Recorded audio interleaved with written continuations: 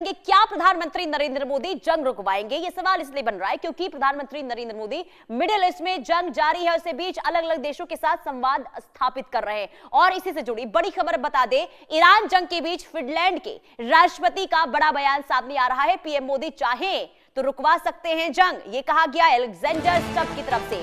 Finland ने शांति बहाली के लिए प्रधानमंत्री नरेंद्र मोदी से अपील की है। भारत ने ईरान के साथ कूटनीतिक संपर्क बनाए रखा है। ये बड़ी खबर हम आपको बता रहे हैं। ईरान जंग का असर दुनिया भर के देशों पर हो रहा है। हर कोई अब जल्द से जल्द जंग खत्म करना और शांति की बात कर रहा है।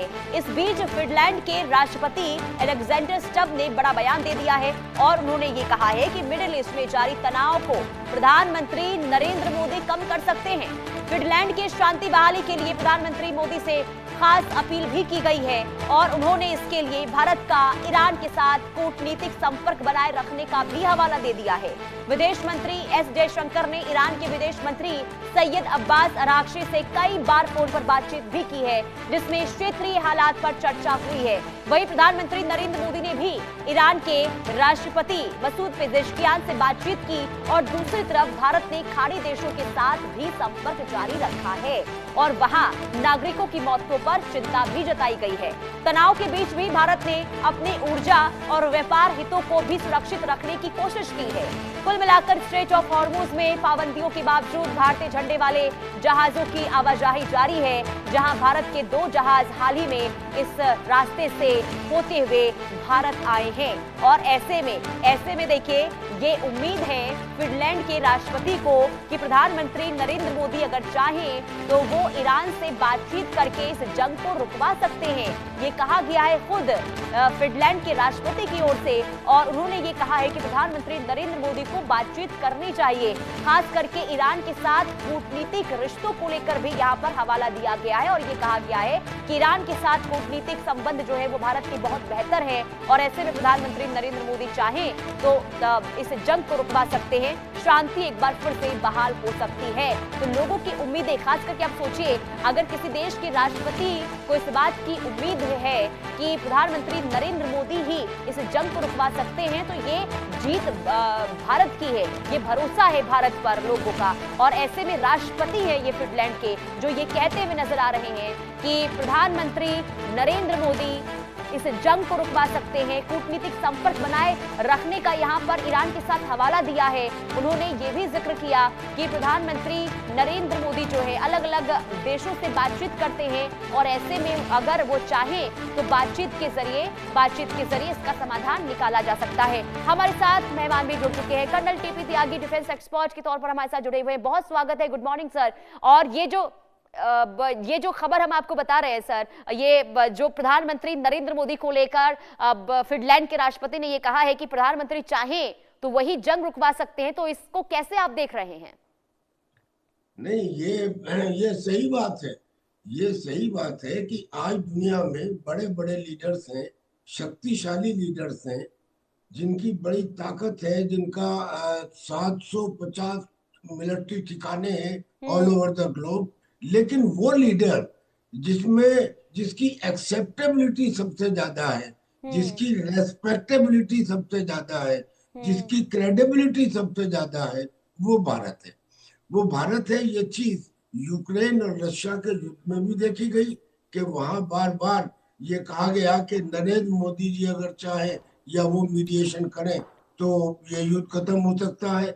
ऐसे ही ईरान और अमेरिका के युद्ध के बारे में भी जो कहा गया है कि नरेंद्र मोदी इसमें पहल कर सकते हैं और वो पहल कर भी रहे हैं और प्रत्यक्ष को प्रमाण की आवश्यकता नहीं होती। आप ये देखिए कि हम इजराइल के यहाँ भी गए, इजराइल से भी हमारे दोस्ताना संबंध है। उन्होंने 99 कारगिल युद्ध में हमें अमेरिका के विरोध के बावजूद सपोर्ट किया और हमारे ईरान से भी संबंध ना रहे होते तो ईरान ने अपना हमारे जो टैंकर से उनको अलाउ ना किया होता स्ट्रेट ऑफ हॉर्मुज में। और एक खास बात, ईरान के जो 2 जहाज आए थे हिंदुस्तान में एक्सरसाइज करने के लिए, जॉइंट एक्सरसाइज, उसमें से एक जहाज जो IRS जो दीना था या दानी था, उसको तो अमेरिका की सबमरीन ने इंडियन ओशन में उड़ा दिया था। मगर जो दूसरा उसका कॉम्बैट शिप था वो दूसरे देशों से मदद मांगता रहा डॉकिंग के लिए, मगर उन्होंने नहीं दी। उस समय हिंदुस्तान काम आया। हिंदुस्तान ने कोची में, यानी कि जो पुराना नाम कोचीन है, जी। कोचीन के हार्बर में उनको वहां पे शरण दी और उनको वहां पे डॉक कराया।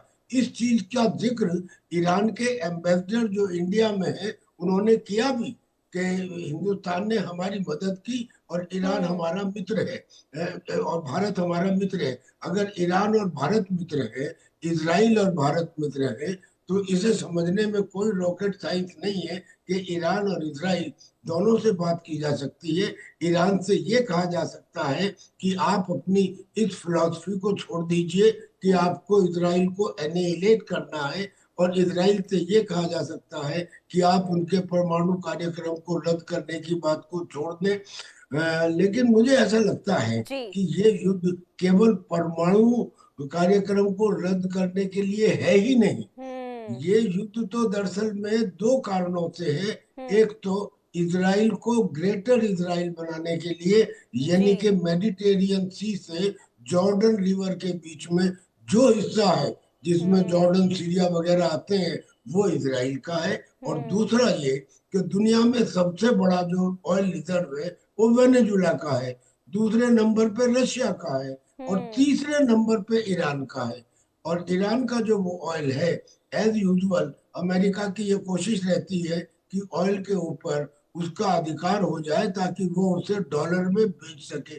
तो पहला तो ग्रेटर इजराइल और दूसरा डॉलर की प्रतिष्ठा, इन दो कारणों की वजह से बेसिक युद्ध है। बेशक बताया जा रहा है कि ये बिल्कुल। न्यूक्लियर और सर इसमें मैं कुछ और भी जोड़ना चाहूंगी। देखिए आपने जो ये कहा कि देखिए इजराइल को ग्रेटर इजराइल बनाना इसके पीछे की मंशा है।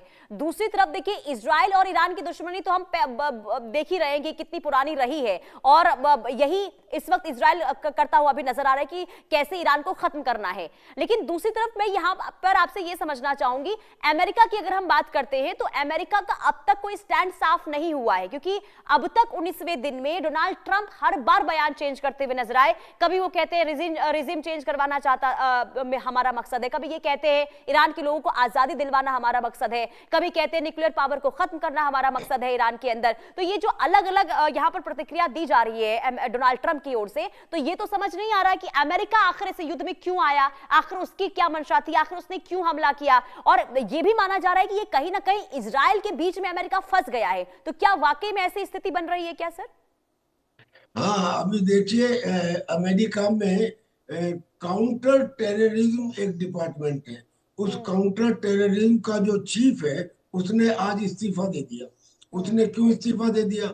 उसने कहा कि ये अमेरिका का युद्ध था ही नहीं, आप तो इजराइल की लड़ाई लड़ रहे हैं, इजराइल की वजह से आप इसमें इंटरवीन हुए, मैं आपकी पॉलिसी से खुश नहीं हूँ, लिहाजा उन्होंने शायद कल इस्तीफा दिया है, वो उससे अलग हो गए। इसका मतलब ये कि आवाज तो उठनी शुरू हो गई है कि इजराइल की वजह से। लेकिन इजराइल को अमेरिका छोड़ कैसे सकता है? भाई 1948 में अमेरिका ने इजराइल को मिडिल ईस्ट में क्यों बसाया था?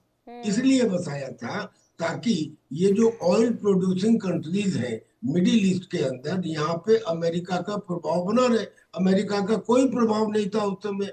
अमेरिका उस समय तेल सफिशिएंट भी नहीं था, उसको तेल की जरूरत थी, और इसलिए वो इन ऑयल प्रोड्यूसिंग कंट्रीज में और ओआईसी में बना रहे, क्या बोलते हैं उसको, ओपेक में बना रहे, इसलिए उसने इजराइल को बसाया था। अब वो इजराइल को कैसे छोड़ सकता है? इजराइल तो एक किस्म से उसकी लायबिलिटी है, लेकिन उस लायबिलिटी को छोड़ा नहीं जा सकता।